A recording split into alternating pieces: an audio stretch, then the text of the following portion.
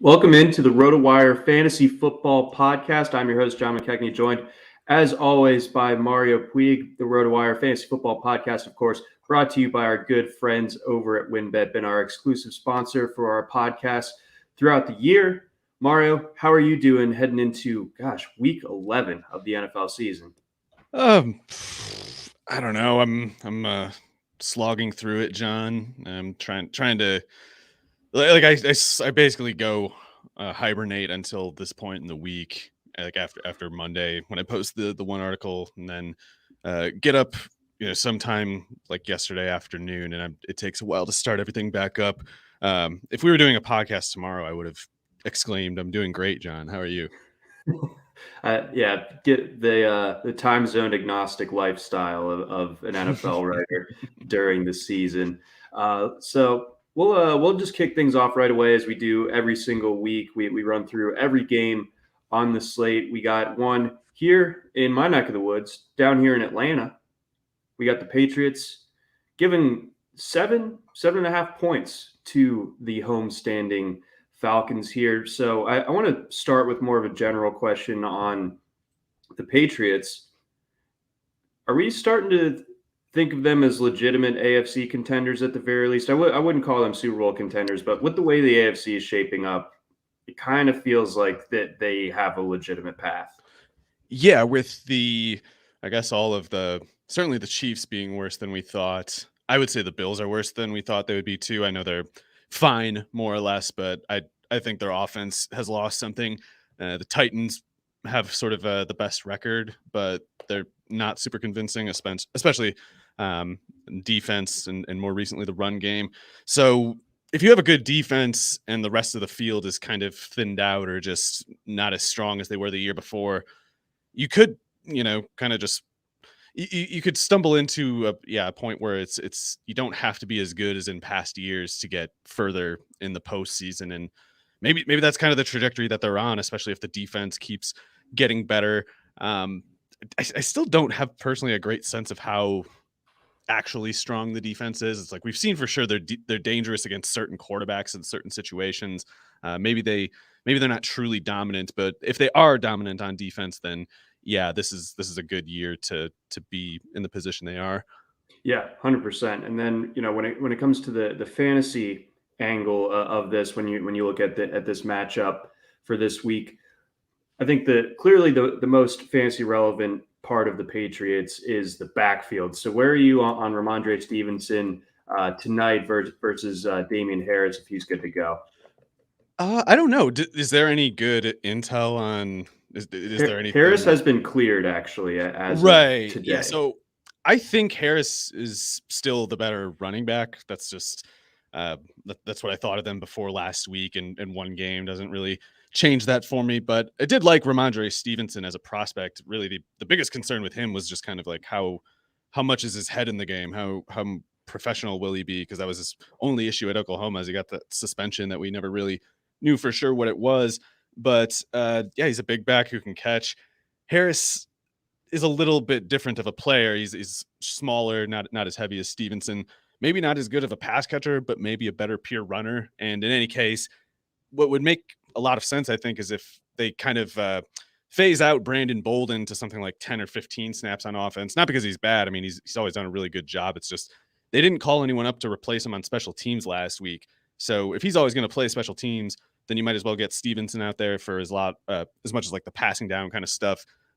If he is better than Harris at that, but there should be a room for coexistence, I think, because if they're usually running, 60 snaps, maybe 70, then asking a running back to play more than 35 snaps is always like a pretty high burden. Like that's if you got a guy playing more than 35 snaps every week at running back, either they're quite good or you don't have any depth or you have injuries or something like that. So having Harris play 35, having Stevenson play 30, 35, I think that's sustainable and would kind of suit them both really.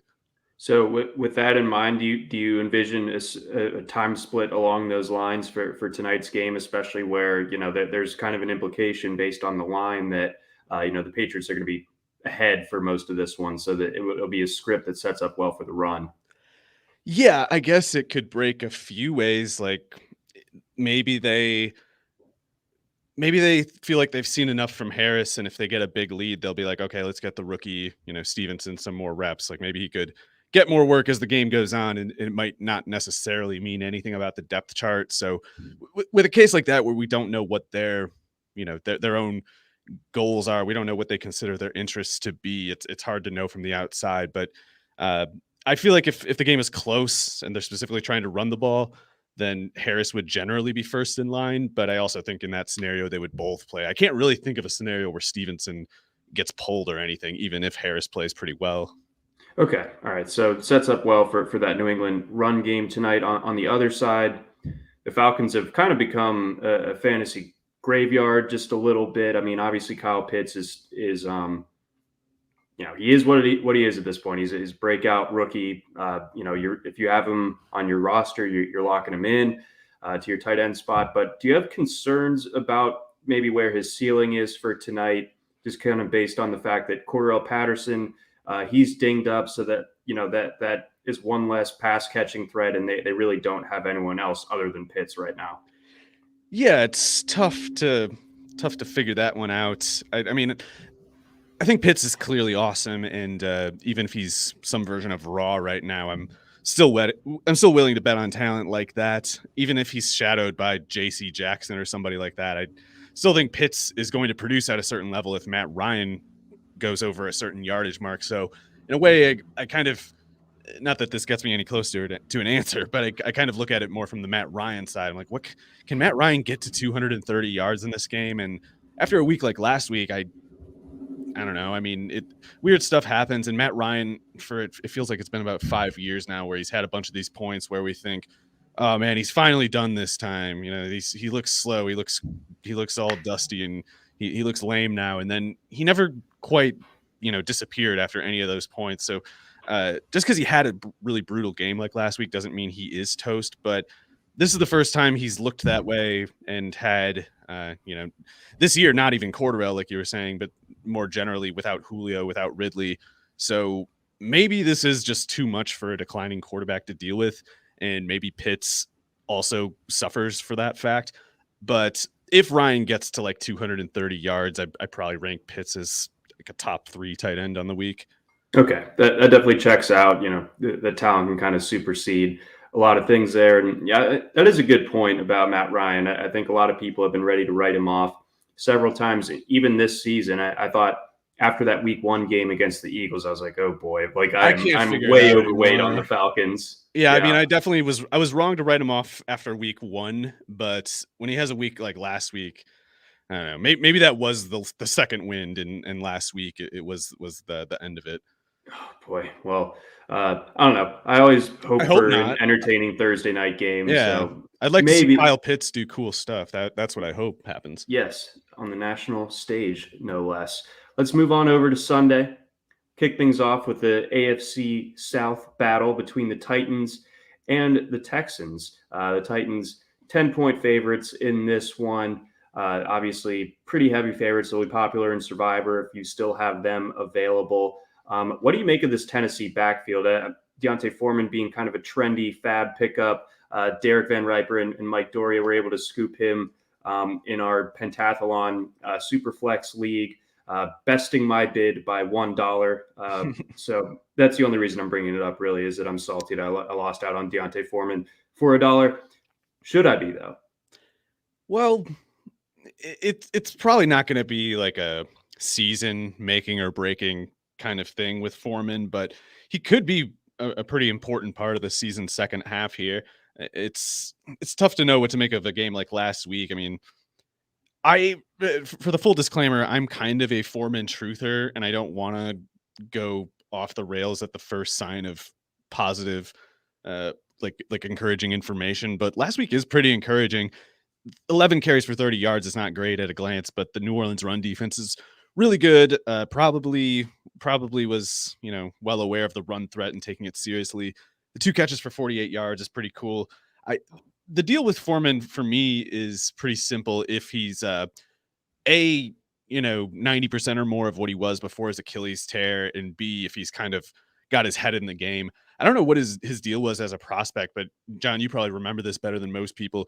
he was actually like a 2 or a 3-star recruit at Texas. And I Right. don't even know if he was a scholarship guy right away. I assume he was, but he was in the shadow of his brother, Monty Foreman, I think it was, Mm-hmm. who was like a high 4-star guy, even though he was smaller and slower than Deontay, who was by all accounts, freakishly huge and fast. So I assumed that when Foreman disappeared from the NFL, it was mostly due to him not being fast anymore because of the injury.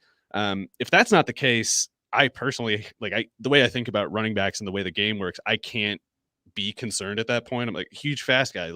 He's produced. We've seen it already. Just give him the stupid ball. And last week was a pretty big step in that direction. Like they gave him the freaking ball, and he did pretty good. It's like, oh, the guy who's beating Adrian Peterson by 0.3 of a second in the 40-yard dash, even though he's 10 pounds heavier, he looks better than Adrian Peterson. Who could have guessed? I think if they keep giving him reps this way, he'll only make it that much clearer that he's, of course, better than Peterson.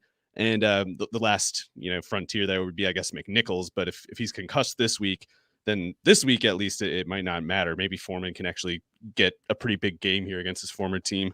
Yeah, I'm picturing like the superhero meme where he's choosing between the two buttons, and it's you and like your truthers, and it's Foreman and McNichols. It's like you don't know which one to Hey, choose. it's like even though I've made fun of him a lot, it's like Mike Vrabel has been reading us over the years, That's saying, right.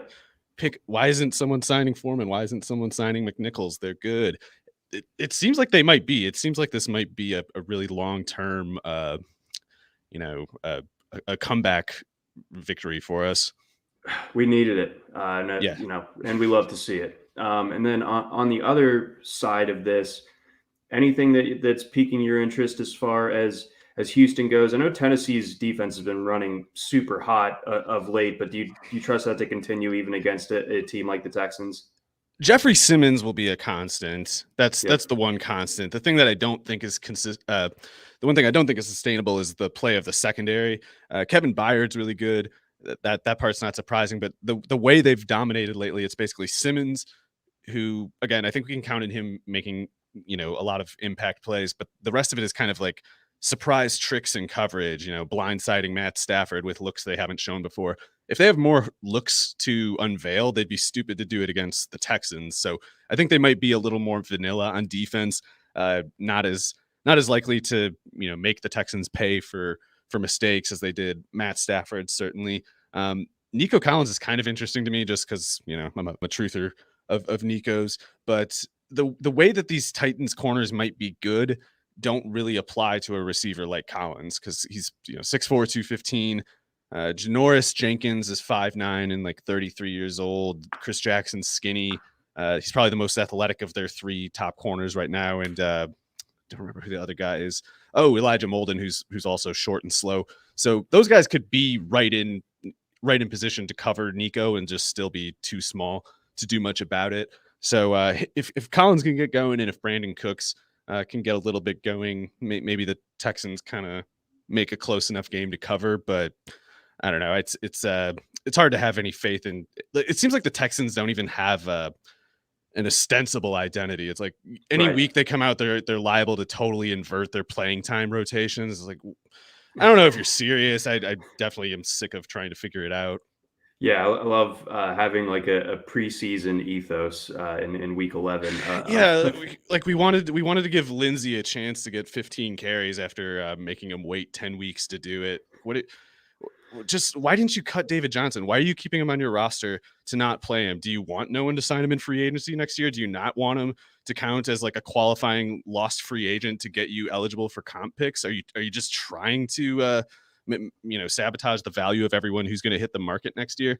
The answer would sooner be yes than like that they've thought about it and considered it, because clearly they just haven't. Yeah, there's no evidence to suggest that they're trying to play that long game with the comp picks and value boosting and all that, especially based Well, it's like on how they things have were. gone That's so why they far. had the 1-year contracts, but then they're sabotaging their own intention of doing it. It just, it just brain dead stuff.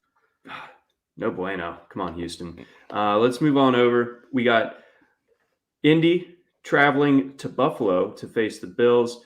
I continue to be impressed by Indianapolis, for better or for worse. And we were talking about earlier how the Bills very good, but possibly a little bit less than what they On were a year ago, offense, especially yeah. on offense. So with the way that I guess that maybe this game comes down to how Indianapolis's offense fares against that Bills defense is playing extremely well.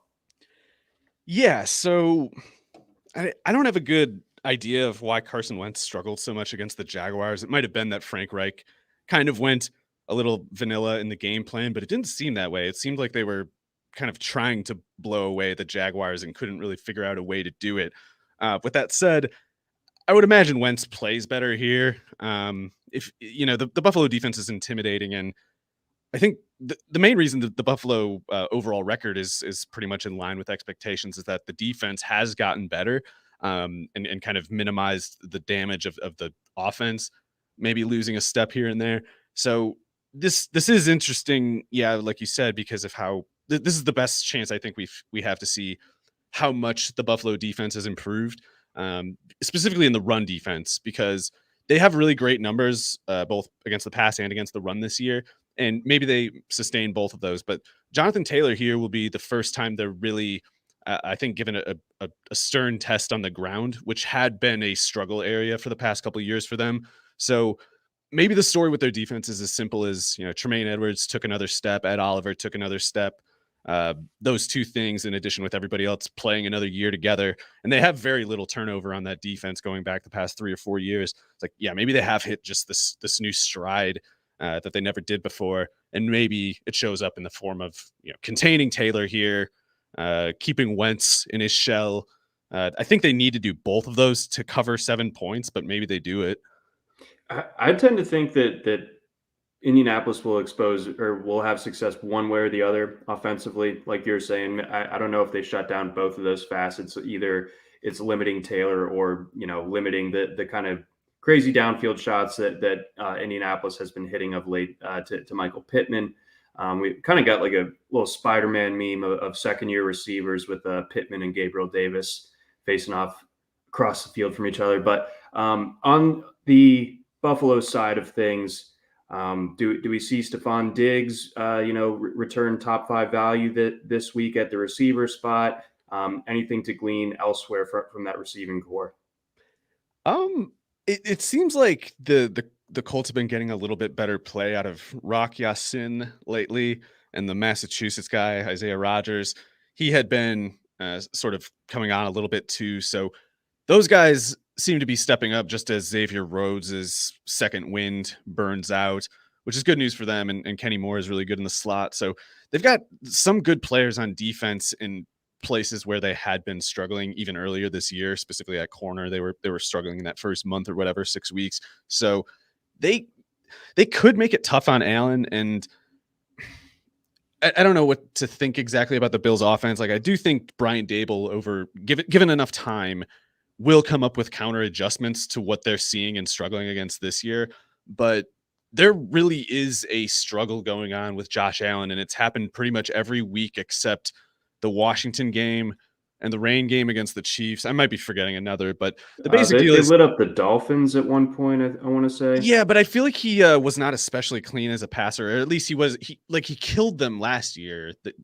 Josh Allen did the Dolphins last year, but then it was more like it was like an 85% outcome based on his 2020 standards that he had earlier. But if in any case, if they can somehow counter adjust to what they've been seeing and limit the amount of times Allen specifically has to decode zone coverages after the snap. Like, I think that's when I've talked about this before, but I think his accuracy issues when he has them have less to do with, natural accuracy and more to do with he has sort of a delicate timing structure that he needs to have synced up. And if it gets thrown off and if he has to do too much thinking after the snap, that throws off the timing, and he kind of has to rush his mechanics a little bit. And it's like, trying to fire a trebuchet without getting the thing locked in, and it just kind of flies off at the wrong angle. Like, that kind of thing happens with him.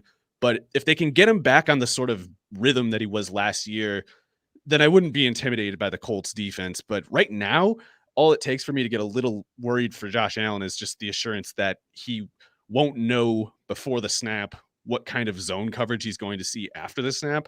That was a big problem against the Jags. Apparently they were just running kind of like basic cover 2 stuff. And Part of that is the Jags defense is playing legitimately well lately, which is Right. really weird.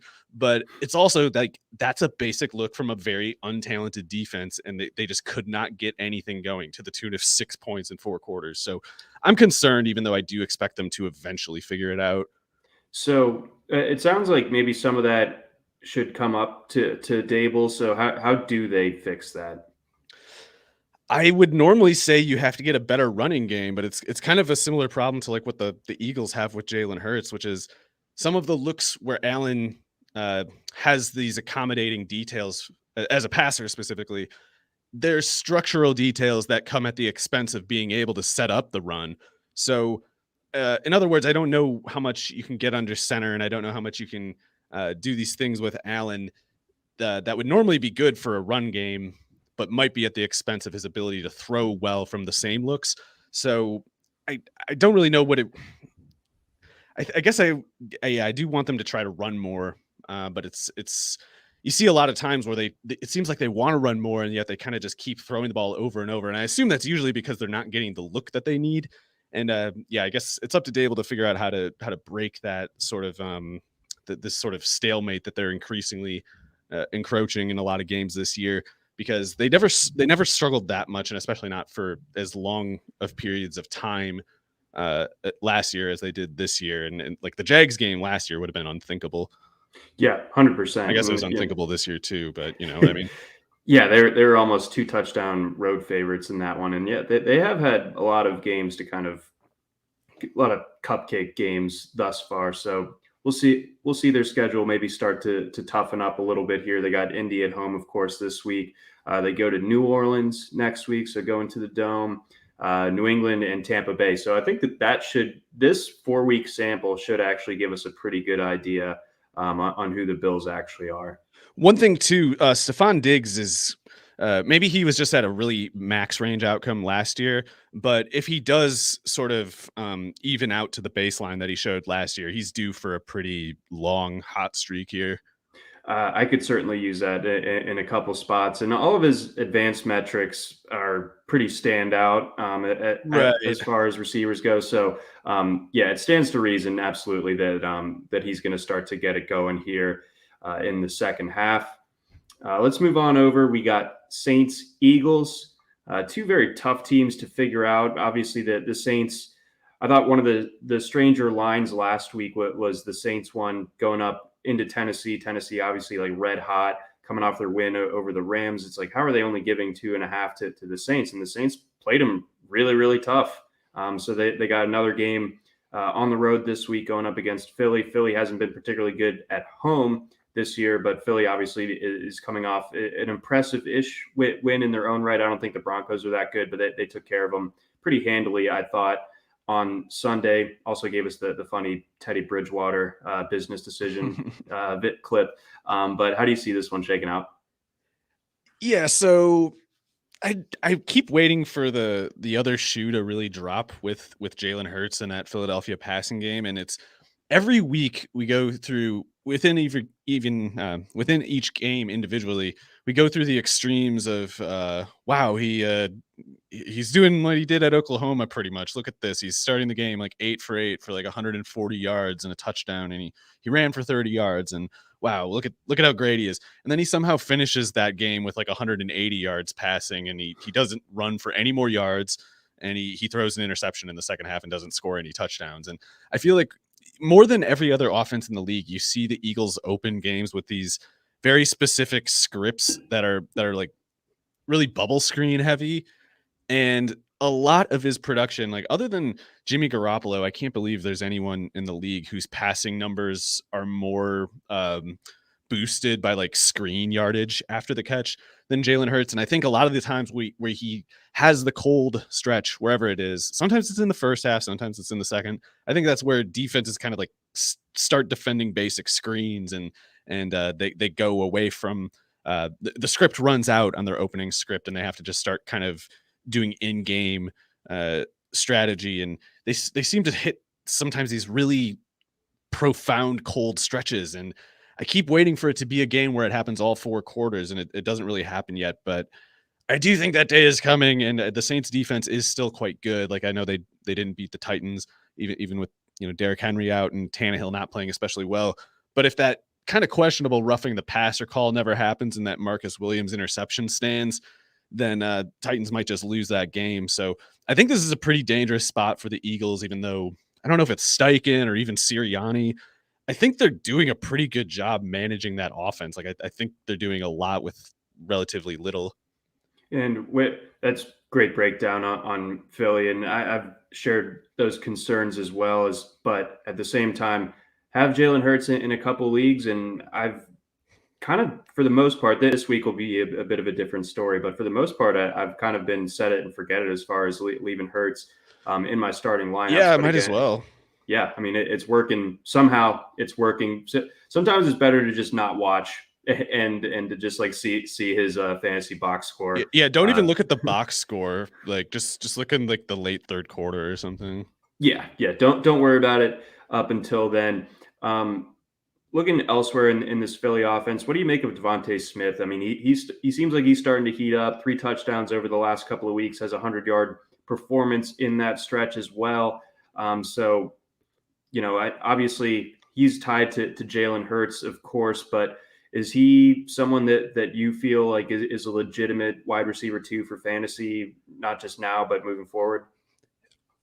For his own part, definitely. I guess wide receiver 2 is a pretty substantial bar to reach in fantasy, and I feel a little leery of giving him that, but Okay. not for his part. If Jalen Hurts throws for 200 yards, especially after the Zach Ertz trade, we basically have to assume Devontae got like 80 of that, maybe more, and that should be who he is. And I wonder if that Ertz trade actually is kind of helping bring him out a little bit more, like maybe putting a third receiver on the field instead of a second tight end. Maybe that's creating some sort of space that he's exploiting that didn't exist initially this year. But as far as thinking Devonta Smith will regress, not really. Like I don't think he's like there might not be any meaningful difference between quality wise him and Jamar Chase, and that's not me bashing Chase. That's saying that both of them might be pretty big compliment to Smith. Absolutely. Then one quick note on the other side. So Alvin Kamara obviously misses last week's game, returns to practice Wednesday in a limited fashion. If he's good to go, how's this matchup set up for him? Should be good. I mean, the Eagles defense can play well at certain spots, like especially the front 4 is quite good, but the linebackers aren't. And I don't know if I know Austin Eckler didn't get much going, but I feel like that was a case where the Chargers are kind of playing below the level that they could or should. And I never really expect that with Sean Payton teams. It's sometimes it's ugly, but if it is, it's usually because he has really bad players. And I feel like we can take for granted with him that he'll figure out something that most coaches don't, as far as attacking a weakness in an opposing defense. And maybe that's Ingram. Like Ingram could have a good game here too, but if they try to get Kamara going, I bet they will. Yeah, I think so too. And yeah, obviously a coverage mismatch with that linebacking core in Philly. That's definitely a wrinkle to keep an eye on while watching this game. Before we get on to our next one, we got a quick word from our sponsors over at Blue Wire. All right, let's keep things rolling here. Going Dolphins, Jets. Dolphins road favorites in this one. 3.5, depending on where you're looking, a total of 44.5 in this one. The Jets, are they really starting Joe Flacco? I forgot that they are. It's like one of those things where you're having a bad dream and you wake up and you remember the dream and it disturbs you, like it washes over you. Like I just forgot that was real though, that Flacco is starting, and I can't begin to piece together why, or I don't even think this is a case of a team having a reason in mind. Like I think they're just sort of going, we got to do something, just anything. And one of the things that they could have done is, what if we start Flacco? And it's not going to get any good result if they even had one in mind. But what Flacco will bring that Mike White probably won't, or at least not as much, is the hospital ball. Like Joe Flacco is lame guy who wants to basically just not look bad. And he does that thing that Roethlisberger sometimes does, but way worse, where he's like just looking for a guy that he can lay the blame on. And if he sees some guy going over the middle and it's, he's coming down to I either got to throw it away or I got to take a sack, or I can lay out this guy, hang him out to dry over the middle of the field here. And, the guy drops it and he gets hit by 3 people at the same time and drops it. And they're like, couldn't hold on to Flacco's pass. And Joe's like, that was too much mustard on that Joe's one. just like, that's exactly what I wanted. So he's not a serious competitor. He's a cynical, lame guy. And I think, I don't know, he'll bring a certain level of competency, like Mike White. He's probably crazy guy or something, cowboy kind of quarterback. But Flacco will be, where he's supposed to be in theory. It's just, I don't know. I don't expect anything good to happen. I do like some of the receiver matchups here, though. I don't think the Dolphins defense actually played well against the Ravens. That was 100% Greg Roman, if anyone's asking me. So I think the Jets, especially with guys like Elijah Moore, Jamison Crowder, if you try to do that zero coverage stuff against the Jets, you don't want to do that against those 2 receivers, and including the way the Jets have used both of them. No, absolutely. So, that Ravens game was very frustrating, and we can unpack the Dolphins side of that. Did not love that. Did not love going into my weekend with holding a gigantic L from the Miami Dolphins. Unbelievable. But one thing I did notice from that one, and this will, this is the Truth Cast, another guy that we have an enjoyment of, who maybe is a little bit underrated. Albert Wilson. Yeah, he's still pretty fast, I guess. He definitely looked like he had some explosiveness, but it's hard to know. It's hard to bank on 8 yards after the catch per catch like he was getting in that game. Maybe I mean, a lot of it came on that busted play, of course, but yeah, it's just it's one of those things where you don't take the credit away from him. It's just hard to realistically make that happen over and over, especially one game after the other. It's more like once every 4 weeks kind of thing you can count on. But Wilson's fine. I mean, he's always been a pretty good player. It just seems like he's had really brutal injury luck the past 3 years or whatever.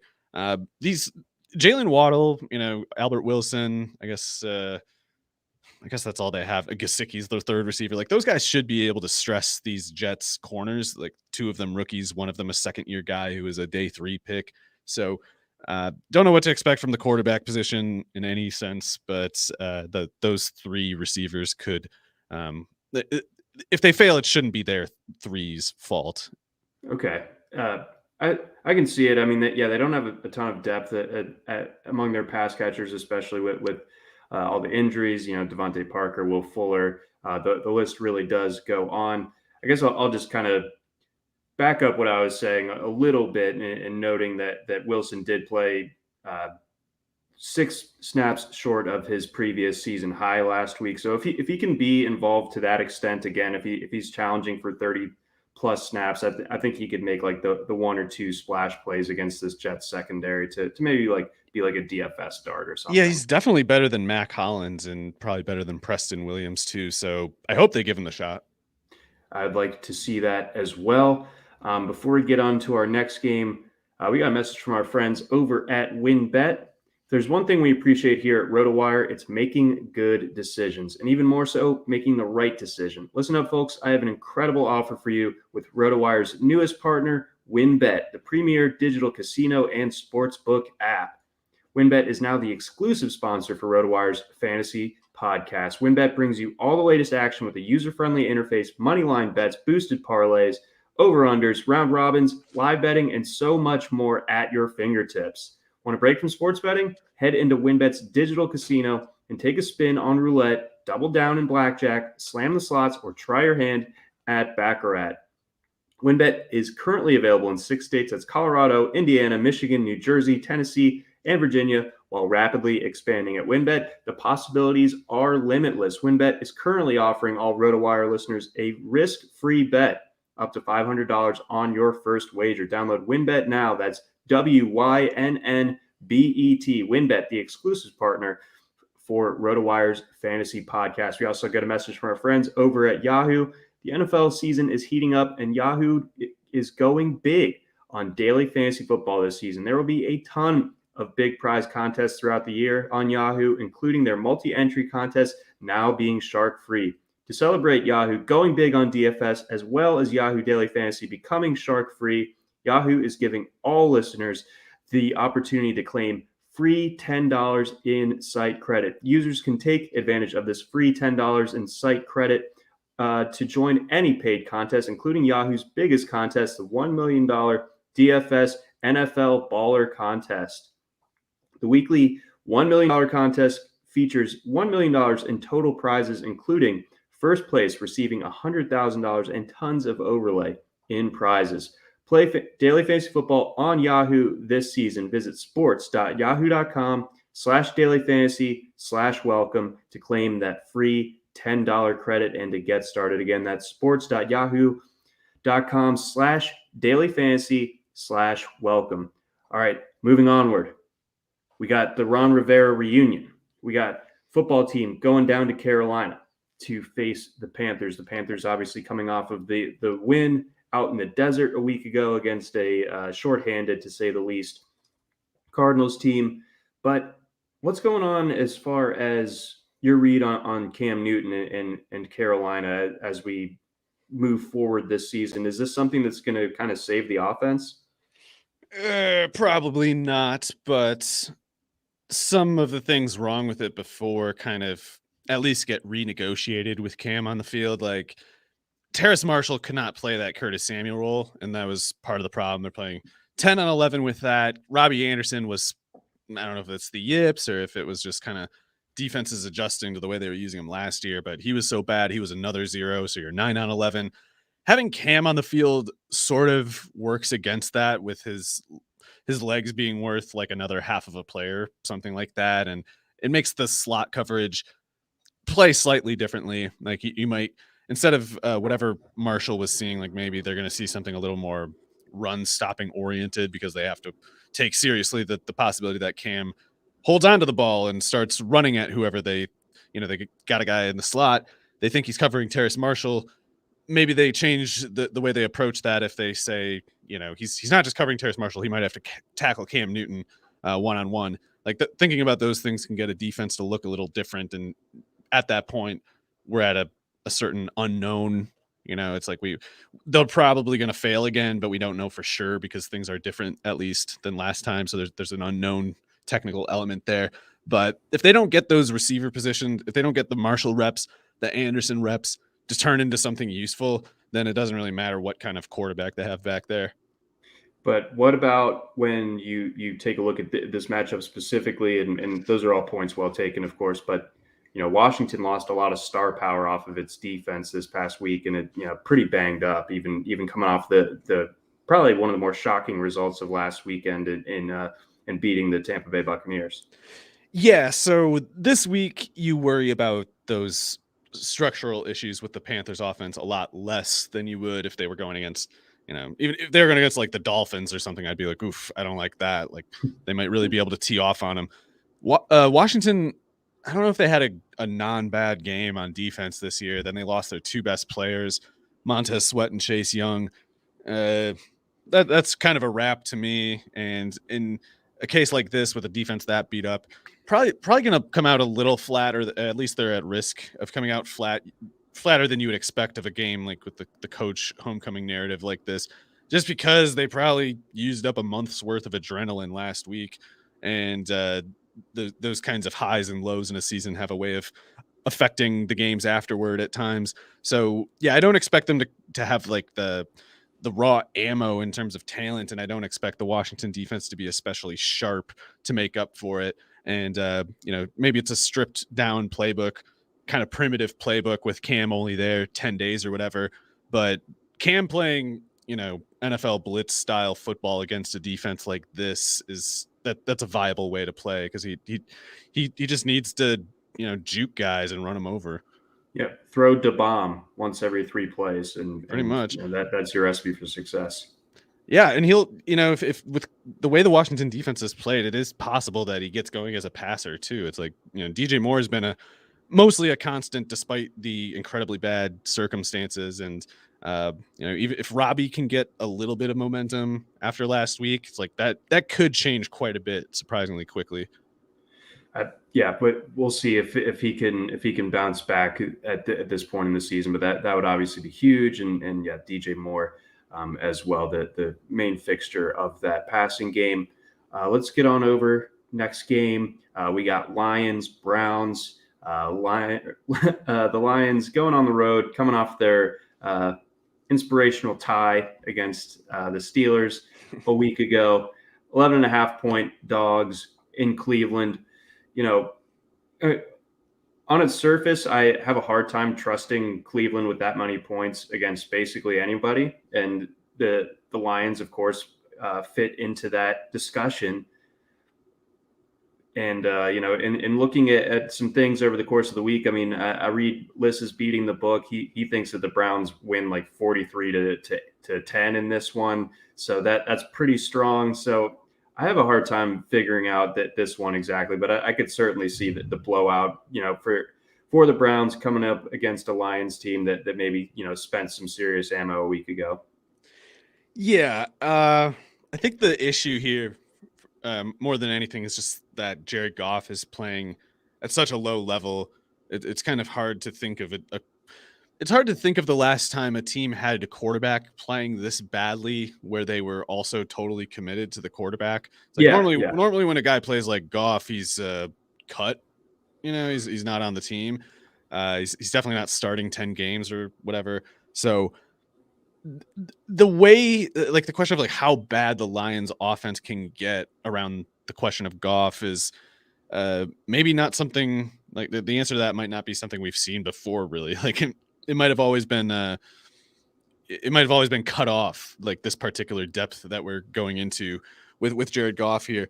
And at the one hand, I don't think the Cleveland defense is well schemed at all. I think if anything, Joe Woods, like Kevin Stefanski, has shown basically nothing as a schemer, and in most observable senses is clearly underachieving. Namely, it's like they have too much talent at corner and too much talent in the front four to not create more pressure than they do. Like they don't blitz. It's like, why do you want Greedy Williams as your fourth corner? Why are you spending money for Troy Hill? Why are you drafting Greg Newsome in the first round if you're not even going to blitz? Like that's why you have 4 good corners, so you can blitz people. They don't do that, so they might get surprisingly little pressure on Goff. But Goff, I think, is he's like traumatized at this point. Even like he's always been not so good, but he can't do anything, even things that a bad quarterback should be able to. So yeah, I think that Chris's line on it is pretty much the way I see it too. Is like, I don't think this is a serious NFL team as long as Jared Goff is playing quarterback. Yeah, and even for the performance on last Thanksgiving, I wouldn't trust David Blau in this spot either necessarily.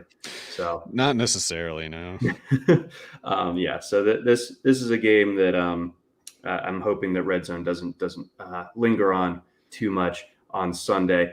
We got a couple viewer questions here. Our guy Jay Red wants to know: would you start Wilson or Burrow this week? Also has the option to pick up Ryan Tannehill.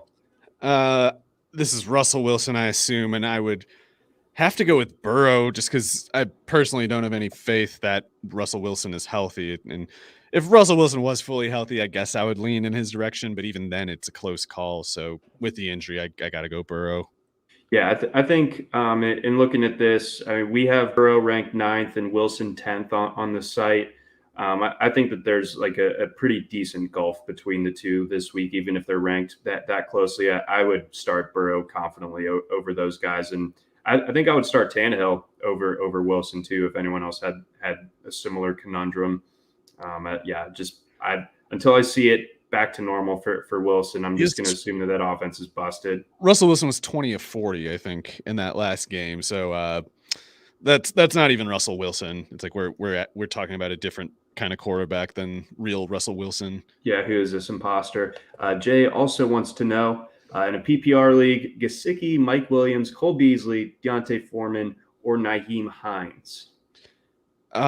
So let me double check something quick. I do like the idea of Gesicki when Devontae Parker is out, and also the Jets corners aside from Bryce Hall are pretty small. So I like the idea of that. The tough part for me is I guess like the last month now, Mike Williams versus whoever is the tough part, but I gotta stick with Williams. I don't know. I think these struggles count, but so do the ones from earlier this year. And unless we expect the Chargers to just kind of be bad every week from this point, which I definitely don't, then Williams has to get going again because we don't really even like how to. For the Chargers to be good, it's like Williams is being good too. So nothing terribly concerning about the corner matchups. Like I think Mike should be able to beat both of those guys if Herbert can just get the ball out that way. So I would probably go with Williams, but if you want to bench him for Deontay Foreman, I wouldn't like argue against that exactly.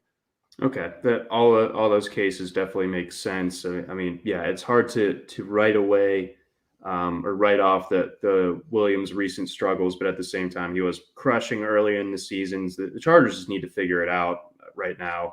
They're playing 10 on 11, and they're giving Josh Palmer more playing time at the expense of Jalen Guyton, and I don't think that's going to help. It's going to make the field even smaller for the offense. It's like running three guys at the same position, and they're not going to get balance out of it. But I do like Herbert enough that I think he can transcend at times, and I think their winning weeks, their good games will just kind of be the weeks where incidentally he was able to carry them. Right. Yeah, because it's obviously not really coming from the offensive coaching staff at the very least.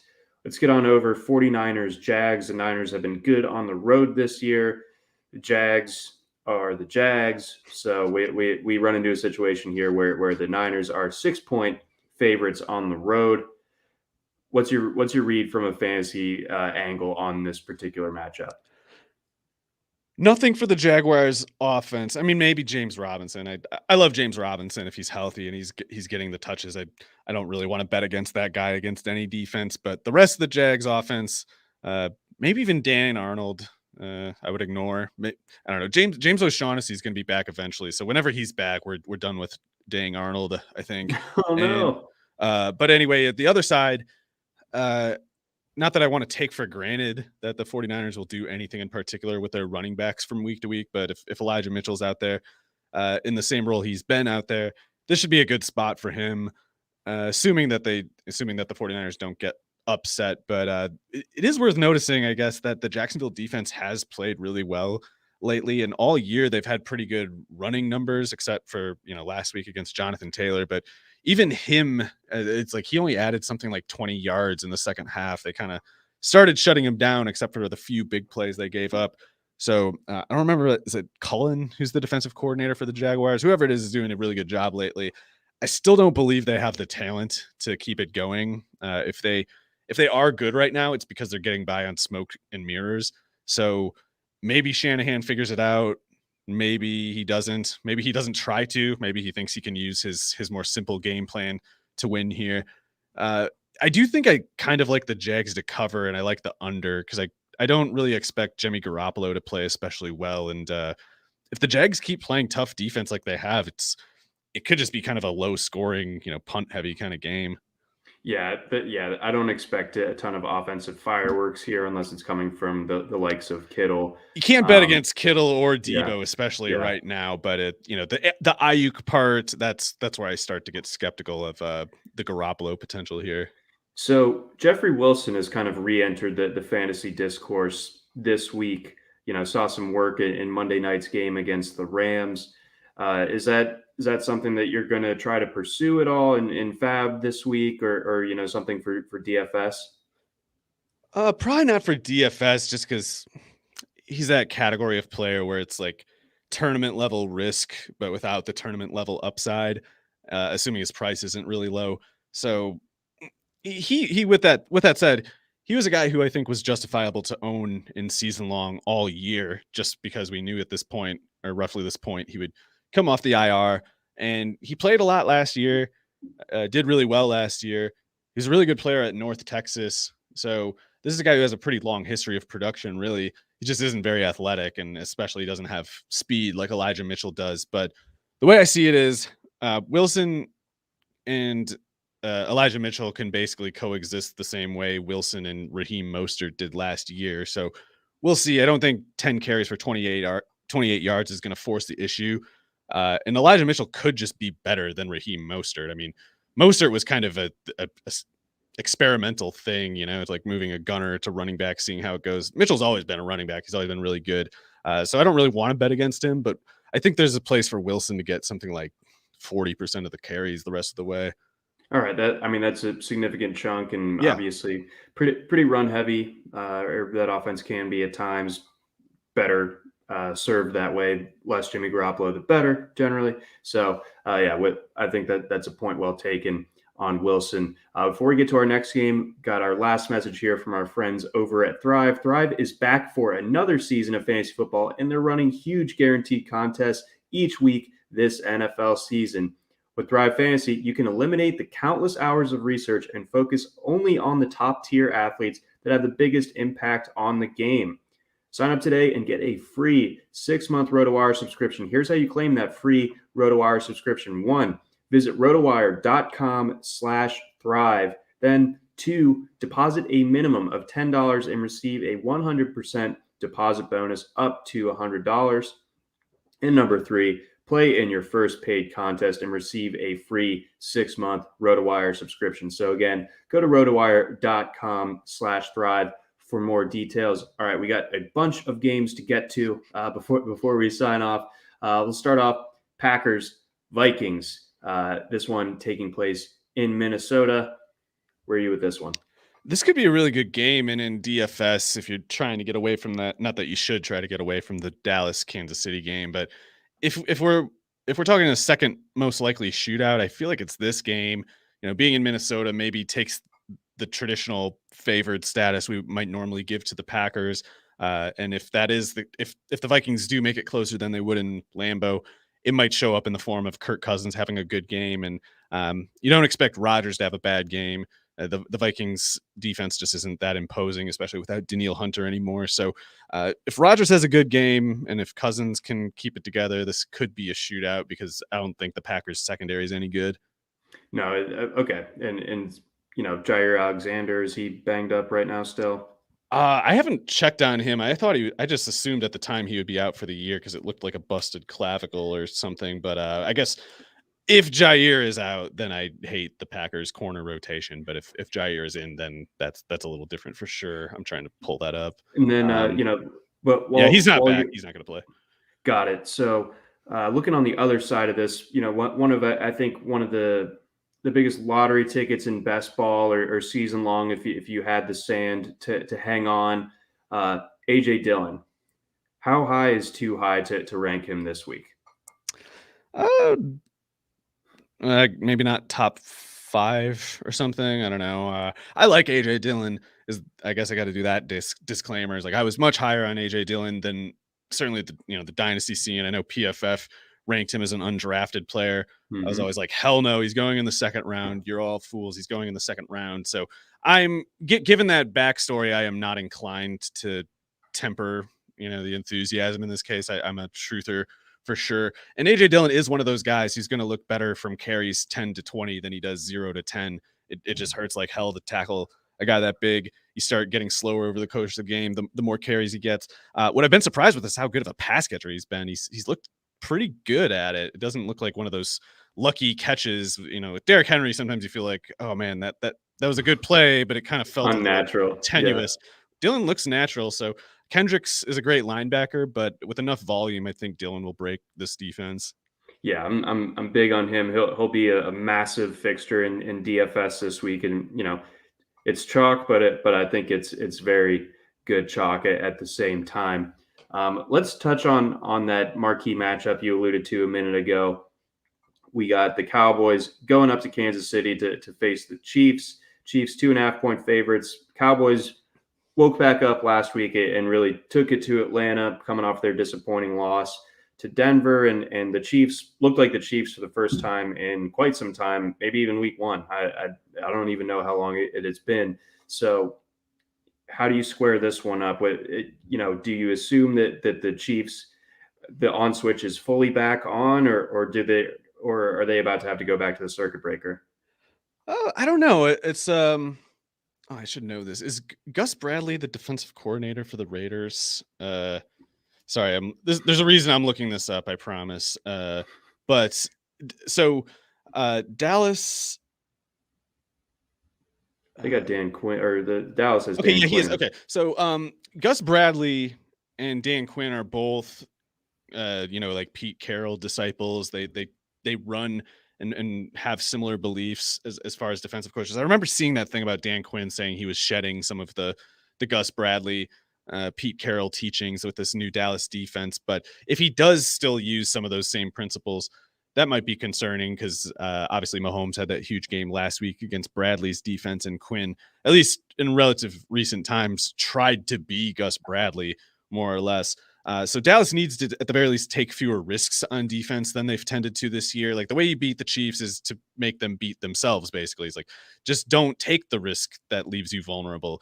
Let Mahomes get bored taking 7-yard completions and hope he gets antsy and does something ill-advised that he normally wouldn't. If they try to do that, gambling secondary stuff, like the stuff that against the Patriots, I guess, was the most memorable instance of that going wrong. It's like the Chiefs are really good at making that particular bad thing happen if you keep letting them do it. So if Dallas plays aggressive, I think that suits the Chiefs. If they stay back, I'm not convinced the Chiefs are actually turned a corner on defense. I think last week was an instance of the just kind of positive regression that would necessarily happen from just having Mahomes and Hill and Kelsey play a certain number of snaps. It's like they'll go cold maybe, but not forever. It's impossible. And I think games like that last week are why. But I still don't believe Darrell Williams any good. If Dallas doesn't care about the run and if they just sit back against the big plays, that takes away some of the things that happened for the Chiefs last week and might put them back to where they were. So it's hard to know what Dallas will do, but I feel like there's a way for them to definitely win this.